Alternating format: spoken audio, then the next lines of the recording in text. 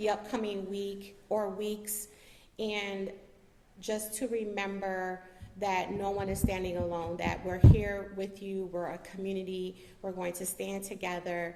And you know, we've been through a lot over this last year and like a half, but you know, we've shown what we're made of here in Kenosha, and that bad actors are not welcome here, and we do not, and we don't condone in any type of violence.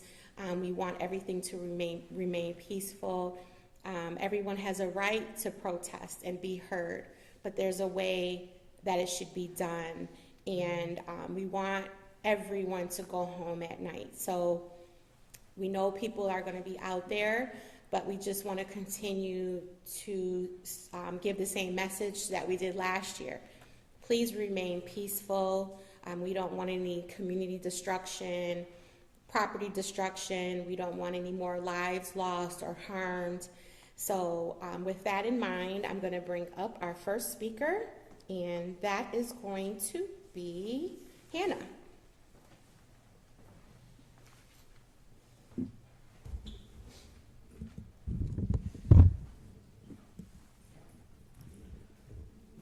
Oh boy. Sorry. Hi everybody, my name is Hannah Giddings. Anthony Huber was my partner. And I apologize in advance, I kind of just threw this together last minute, just kind of wrote down some of the things that I've been thinking and feeling, you know, with the sudden revival of everything happening with the trial coming up.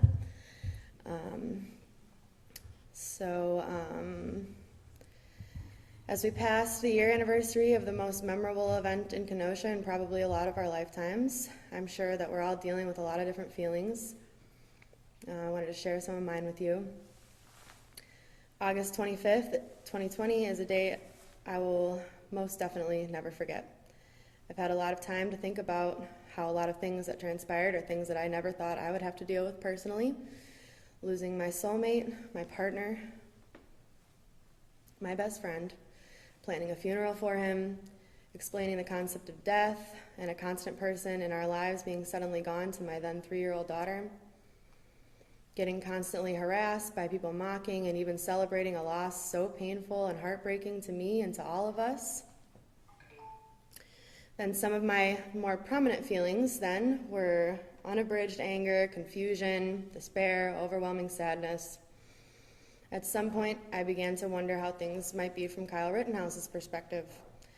I think we can all agree that he had a shocking amount of support and appreciation for what he did, and make no mistake, what he did was this: come to our city and murder 2 innocent people and seriously injure and inflict lifelong trauma on another.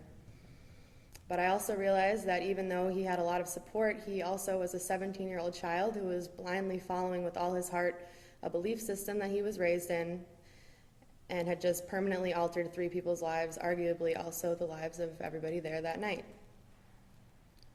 I also spent a lot of time trying to figure out where to direct the blame that was so heavy upon all of us.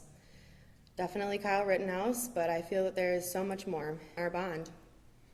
I was hoping that by sharing some of my feelings with you, it would give a small sense of relief, because I know that we're all feeling these things to some degree.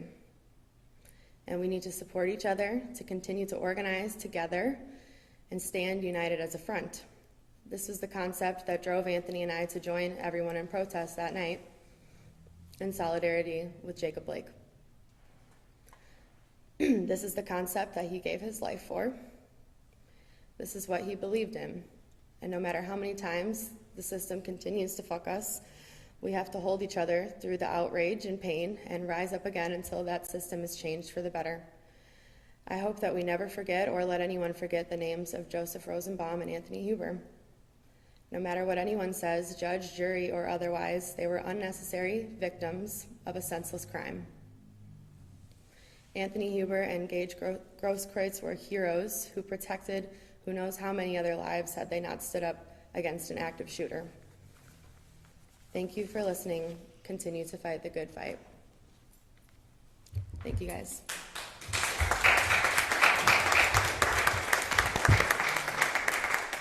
Thank you so much, Hannah. And Hannah just reminded us, no matter the ugly things that have happened, there is strength in numbers, and we're stronger together. So thank you for that, and we stand with you and your family, and thank you for standing with the Blake family last year and your continued support. We really appreciate you, and just remember, we're always right here for you. If you need anything ever, just please reach out, and we love you and your daughter. So the next person that I'm going to be bringing up is going to be Pastor Jonathan, who is the pastor of this wonderful church.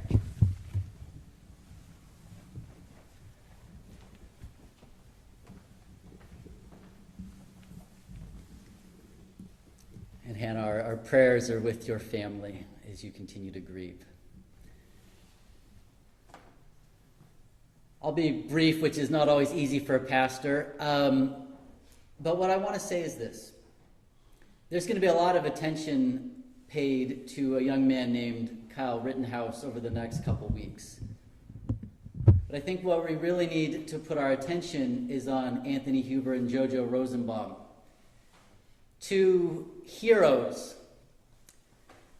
And these two heroes stand in a long line of allies who have sacrificed their life in the movement for Black life. I think of Heather Hoyer in Charlottesville not too long ago. I think of Reverend Jim Reeve in Selma in the 60s. They stand in a long line of people who saw injustice and were willing to make the ultimate sacrifice, who were not fearful about the potential cost they would pay. And so on this evening, I hope we will remember their courage, their bravery, and the way they were terrorism, entirely giving them a complete and total pass. We cannot afford a pass on this. We cannot continue to shove our heads in the sand and pretend that white supremacy is not a problem in America. In full transparency, I fear for both outcomes. While my expectations are high that Anthony Gage and JoJo will receive a crumb of justice, I do not personally have high hopes for a positive outcome. Thank you.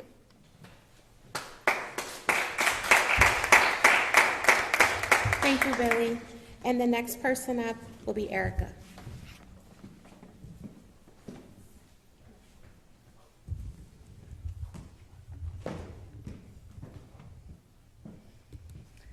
Hello everyone, I'm Erica Ness. I'm the Director of Community Engagement for Leaders of Kenosha. Thank you for all being here today.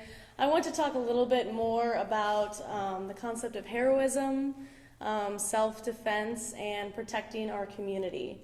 There's many out there who would and have been saying that Kyle Rittenhouse is a hero, that he came here to protect Kenosha, that he acted in self-defense. But the experiences that I've had over the last year and some months have shown me what true heroism is, what true protection of the community is, and what true self-defense is. I've watched so many people in this room and around the community be true heroes, be really there protecting the city. So many of the activists here and community members who aren't here, organizations, were out there every night, not with guns, but with words, asking people not to burn down the city, asking people to stay safe, stay safe. So many community members have come together, have acted as medics like Gage did, have stood up for rights like Anthony and JoJo.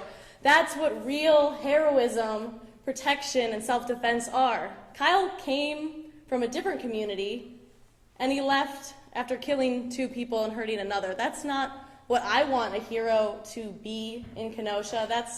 Violence breeds violence. You can't come to our city with a weapon talking in advance about how excited you would be to shoot, to kill a protester, to kill a rioter or a looter, and say that that's a hero.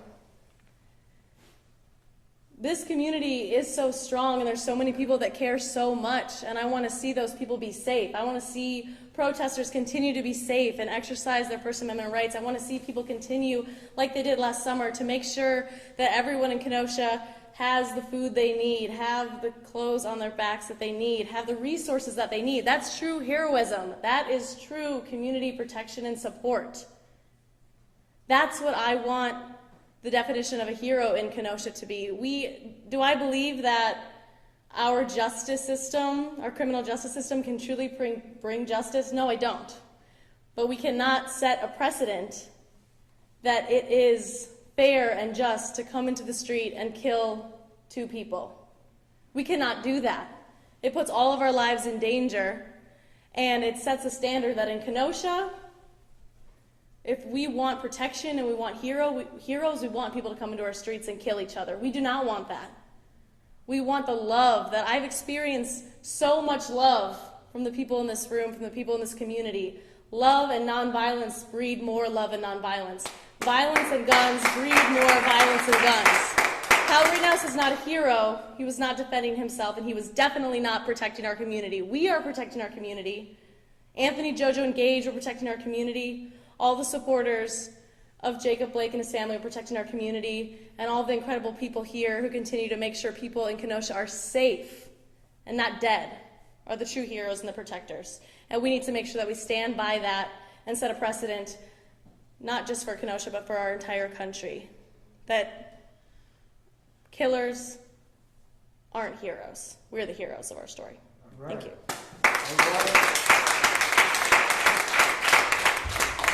Thank you, Erica. Next, I'm going to bring up Justin Blake.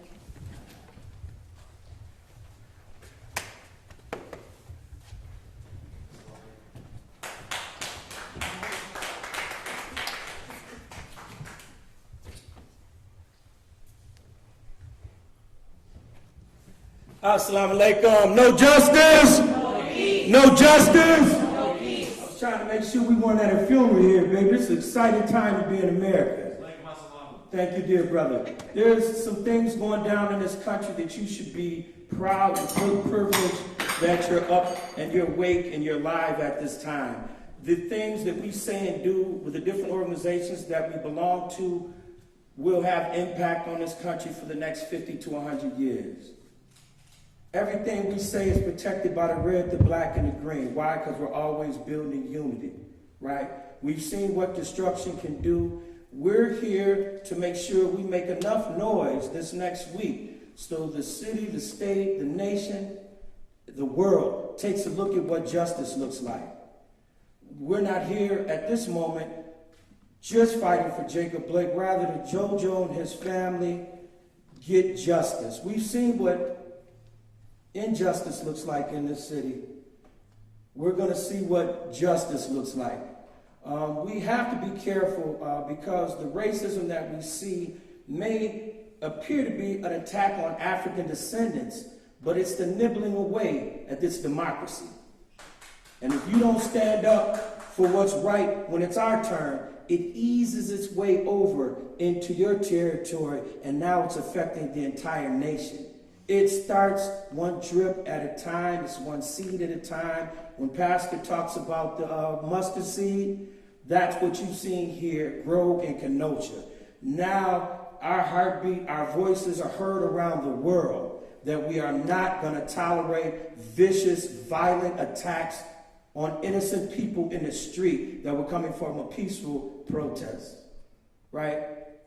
Their families deserve the respect and the honor of what we're getting ready to go out here and do. So again, we say tonight when you go home, please say a prayer for Anthony and JoJo's family that they be able to make it through, because this takes a lot of strength. They're getting ready to go through like hell on steroids. Nobody deserves to go to a rally and not come home that night. That's why when we, in partnership with Locke and many other organizations and individuals, Pastor Jonathan, that are here tonight, that's one step we can't do. But what we can do as citizens of this state and of this nation is make sure that we don't sit back quietly and watch the devil win the game. If you don't stand up in front of evilness, it takes you over. It takes everything about you over. It takes your family over. It takes your community over. We've met some hellish people here since we've been in Kenosha. So we know they weren't the one that pulled the trigger on little Jake. it was the people with the badge and the people in power. And that's what we have to change. Don't be scared of change. We were at the University of Wisconsin, Milwaukee this past week. And one of our primary things was, don't be scared to stand up. Before we graduated from Stevens Point, Wisconsin, we had already, we had our stuff, we were going to walk the stage, everything was good. We sat in front of the union, student union, and collected over 1,500 signatures because they were receiving money for African American and minorities that were not on the campus. Right? Thousands of people were coming by us asking what we were doing. They know us through sports, and what pissed us off to make us sit in front of a student union for 3 days to a week to get all these signatures, because right is right. And it doesn't take a whole bunch of people to stand behind you to cut a conversation off if it's racist, to stand up and say that's not the truth. Let me tell you what happened. That's why it's so important that when you're out here and you see miscoverage in the news or other places, you're able to say, that's not so. I know better. I was there. We went to the Million Man's March the very first time it happened. We hitchhiked from Stevens Point, Wisconsin to Chicago and on to D.C. for the first time. And when we woke up the next morning, we had several people laying all over our hotel floor. They were so disturbed because the media said it was only 250,000 people that showed up. When I'm here to testify, it was over 2 million brothers at the first Million Man's March. Right? But again, why did they go? And I had to enforce upon them so you could tell the truth. See, nobody gets to control your own destiny and your own words, or your people that believe it still is. So you're not helping us help you. Help yourself, help this city. Get it corrected. That you want to somehow get Jacob Blake justice for being shot 7 times in the back. That you want this young man who took 2 lives and severely hurt another person to go to jail. That would show that you're not what the outside world sees right now, because this isn't a good look. And you can't have a pretty beach and want to serve it up as a beach city and come and visit with the old trolley and all that, when injustices of this kind, of this magnitude, are happening at your front door. There's many people that should be filling these pews tonight, and I'm not sure where they are. The rain shouldn't stop nothing, because it didn't stop these 2 young men from going home. And it shouldn't stop you from supporting their family and getting justice. So the Blake family will be trying to do everything we can this week to make sure that we get justice for these 2 families, Anthony and JoJo. They were great young men, we heard. They have beautiful families, and they did not make it home. That hurts us, because they were trying to support little Jake. Right? So we got to galvanize ourselves. Don't worry about what looks good. Put on some old gear and come out, let's go march it. Put on your boots. We got work to do, because the reflection, this is a microcosm of what the world is getting ready to be. If you can shoot a young man 7 times in the back in front of his kids today in Wisconsin, now that the federal people said it's okay, you can do it in Missouri, you can do it in Michigan, you can do it in Nevada, and they probably get the same result. So we got to fight diligently, and it's going to hurt. It's going to be a little blood. All of these things are not going to be pleasant until we get what we demanded. African community has been through enough. We built this country. It's one of the richest countries in the world. Yet, since 1818 or whatever it was, they put the voting in. 1964, voted again, and we still talking about our right to vote. We have to consume all of this and put it in this pipe and smoke it. We've been taken advantage of. We continue to be taken advantage of.